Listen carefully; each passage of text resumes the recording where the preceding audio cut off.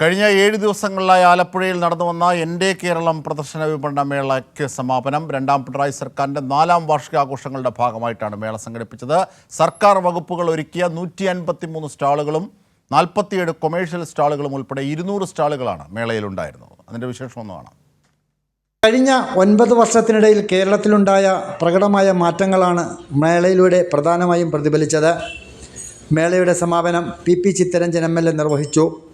ഇതിനോടനുബന്ധിച്ച് നടന്ന പ്രദർശന വിപണന മേളയിൽ 50 ലക്ഷത്തിലധികം രൂപയുടെ വിറ്റുവരവാണുണ്ടായത്. ഫുഡ് കോർട്ടിലൂടെ മാത്രം 12 ലക്ഷം രൂപയുടെ വരുമാനം ലഭിച്ചു. വനം വകുപ്പിൻ്റെ നേതൃത്വത്തിലുള്ള ഫുഡ് കോർട്ടിലെ വ്യത്യസ്തമായ ഭക്ഷണ രീതിയും ഏറെ ശ്രദ്ധേയമായി.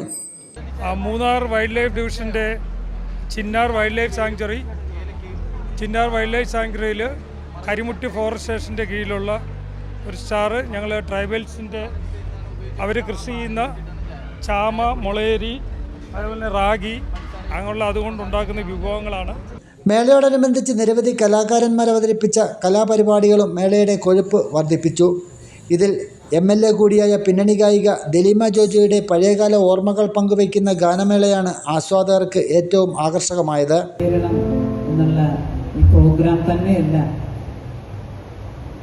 ഒട്ടനവധി കലാകാരന്മാർക്ക് വളരെ വലിയ അവസരങ്ങൾ നമ്മുടെ എൻ്റെ കേരളത്തിൽ തന്നെയല്ല മറ്റ് പല ഗവൺമെൻറ്റിൻ്റെ പ്രോഗ്രാമിലൊക്കെ എൻ്റെ ഈ കലാകാരന്മാർക്ക് വേദി ഒരുങ്ങി എന്നുള്ളതിൽ എനിക്ക് വലിയ സന്തോഷമുണ്ട്, നന്ദിയുണ്ട്.